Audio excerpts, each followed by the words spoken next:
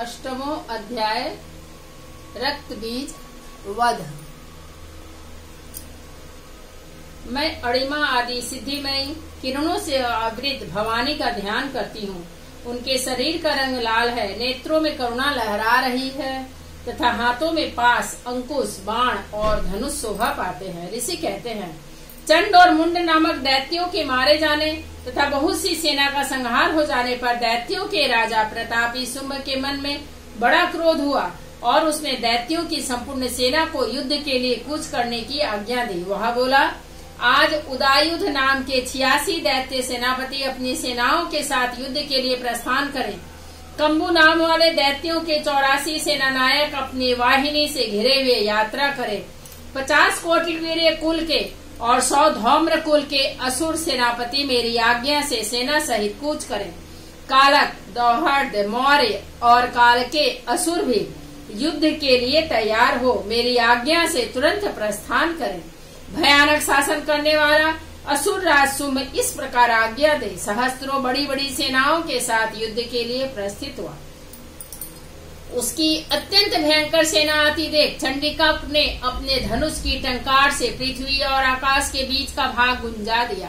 राजन, तदंतर देवी के सिंह ने बड़े जोर जोर से दहाड़ना आरंभ किया। फिर अंबिका ने घंटे के शब्द से उस ध्वनि को और भी बढ़ा दिया। धनुष की टंकार, सिंह की दहाड़ और घंटे की ध्वनि से संपूर्ण दिशाएं गूंज उठी।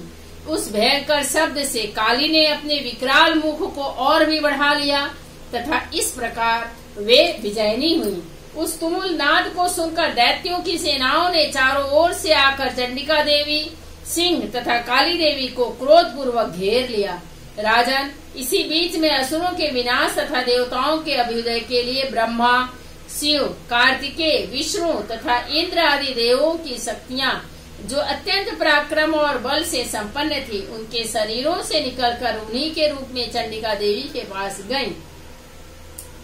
जिस देवता का जैसा रूप, जैसी वेशभूषा और जैसा वाहन है, ठीक वैसे ही साधनों से संपन्न हो उसकी शक्ति असुरों से युद्ध करने के लिए आई। सबसे पहले हंस युक्त विमान पर बैठी हुई अक्षसूत्र और कमंडलों से सुशोभित ब्रह्मा जी की शक्ति उपस्थित हुई, जिसे ब्रह्माणी कहते हैं।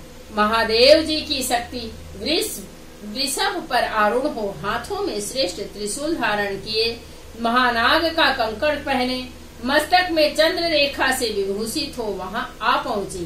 कार्तिकेय जी की शक्ति रूपा जगदम्बिका उन्हीं का रूप धारण किए श्रेष्ठ मयूर पर आरूढ़ हो, हाथ में शक्ति लिए दैत्यों से युद्ध करने के लिए आई।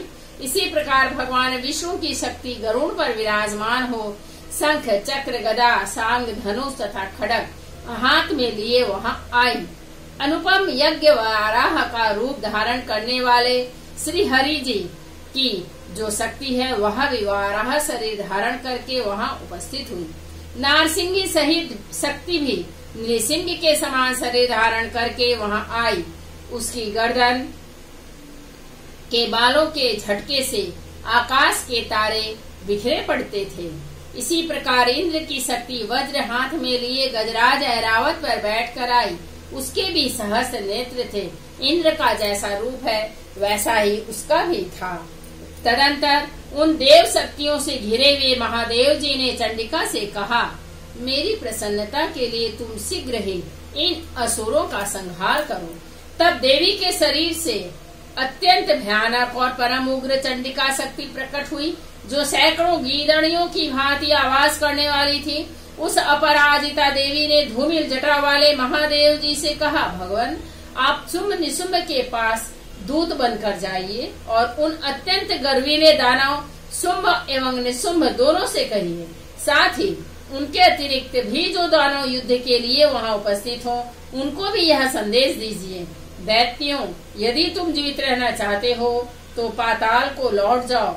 इंद्र को त्रिलोकी का राज्य मिल जाए और देवता यज्ञ भाग का उपभोग करें। यदि बल के घमंड में आकर तुम युद्ध की अभिलाषा रखते हो तो आओ, मेरी शिवाएं योगिनियां तुम्हारे कच्चे मांस से तृप्त हों। चूंकि उस देवी ने भगवान शिव को दूत के कार्य में नियुक्त किया था, इसलिए वह शिवदूती के नाम से संसार में विख्यात हुई। वे महादैत्य भी भगवान शिव के मुंह से देवी के वचन सुनकर क्रोध में भर गए और जहाँ कात्यायनी विराजमान थी उस ओर बढ़े।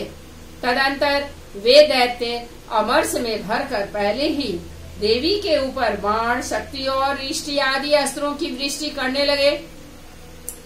तब देवी ने भी खेल खेल में ही धनुष की टंकार की और उससे छोड़े हुए बड़े बड़े बाणों द्वारा दैत्यों के चलाए हुए बाण, शूल, शक्ति और फरसों को काट डाला। फिर काली उनके आगे होकर शत्रुओं को शूल के प्रहार से विदीर्ण करने लगी और खटवांग से उनका कचूमर निकालती हुई रणभूमि में विचरने लगी। ब्रह्माणी भी जिस जिस ओर दौड़ती उसी उसी ओर अपने कमंडलों का जल छिड़क कर शत्रुओं के ओज और पराक्रम को नष्ट कर देती थी। माहेश्वरी ने त्रिशूल से तथा वैष्णवी ने चक्र से और अत्यंत क्रोध में भरी हुई कुमार कार्तिकेय की शक्ति ने शक्ति से दैत्यों का संहार आरंभ किया। इंद्र शक्ति के वज्र प्रहार से विदीर्ण हो सैकड़ों दैत्य दानव रक्त की धारा बहाते हुए पृथ्वी पर सो गए। वाराही शक्ति ने कितनों को अपने थुथुन की मार से नष्ट किया। दाढ़ों के अग्रभाग से कितनों की छाती छेद डाली तथा कितने ही दैत्य उसके चक्र की चोट से विदीर्ण होकर गिर पड़े। नारसिंह भी दूसरे दूसरे महादैत्यों को अपने नखों से विदीर्ण करके खाती और सिंहनाद से दिशाओं एवं आकाश को गुंजाती हुई युद्ध क्षेत्र में विचरने लगी।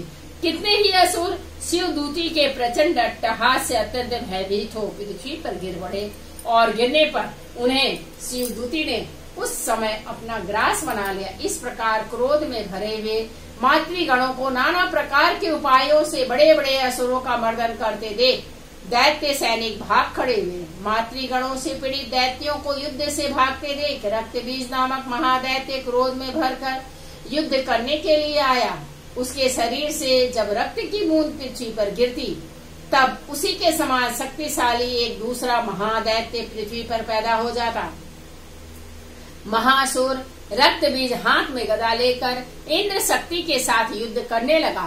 तब ऐन्द्री ने अपने वज्र से रक्तबीज को मारा। वज्र से घायल होने पर उसके शरीर से बहुत सा रक्त चूने लगा और उससे उसी के समान रूप तथा पराक्रम वाले योद्धा उत्पन्न होने लगे। उसके शरीर से रक्त की जितनी बूंदें गिरी उतने ही पुरुष उत्पन्न हो गए। वे सब रक्त बीज के समान ही वीर्यवान, बलवान तथा पराक्रमी थे। वे रक्त से उत्पन्न होने वाले पुरुष भी अत्यंत भयंकर अस्त्र शस्त्रों का प्रहार करते हुए वहां मातृगणों के साथ घोर युद्ध करने लगे। पुनः वज्र के प्रहार से जब उसका मस्तक घायल हुआ तब रक्त बहने लगा और उससे हजारों पुरुष उत्पन्न हो गए। वे सब रक्त बीज के समान ही वीर्यवान, बलवान और तथा पराक्रमी थे।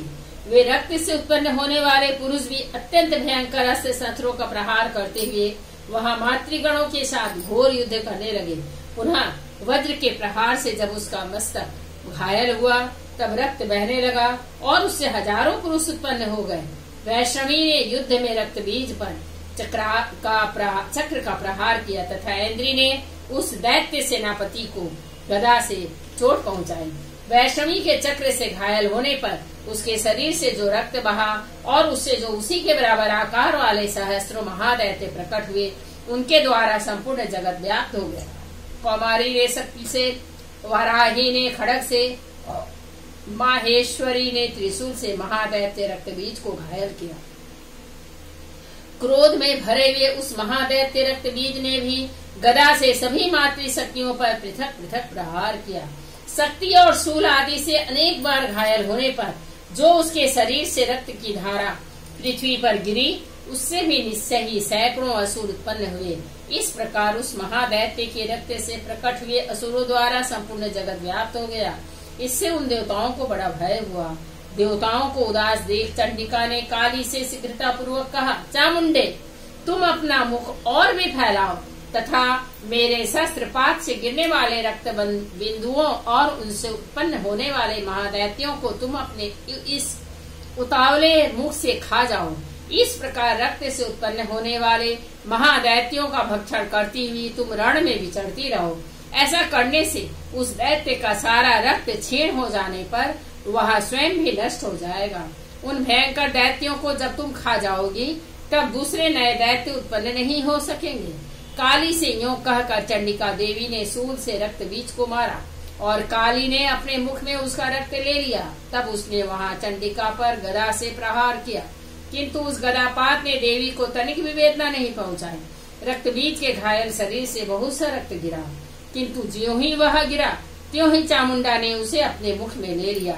रक्त गिरने से काली के मुख में जो महादैत्य उत्पन्न हुए उन्हें भी वह चट कर गई और उसने रक्त बीज का रक्त भी पी लिया।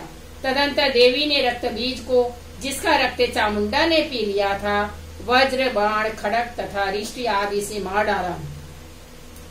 राजन, इस प्रकार शस्त्रों के समुदाय से आहत एवं रक्तहीन हुआ महादैत्य रक्त बीज पृथ्वी पर गिर पड़ा। नरेश्वर, इससे देवताओं को अनुपम हर्ष की प्राप्ति हुई और मातृगण उन असुरों के रक्तपान के मद से उद्यत सा होकर नृत्य करने लगा। इस प्रकार श्री मार्कंडे पुराण में सावर्णिक मनवंतर की कथा के अंतर्गत देवी महात्म्य में रक्त बीज वध नामक 8वां अध्याय पूरा हुआ। जय माँ दुर्गा, जय माँ चंडिका देवी, नमो नमः। कालिका देवी नमो नमः, माँ दुर्गा देवी नमो नमः।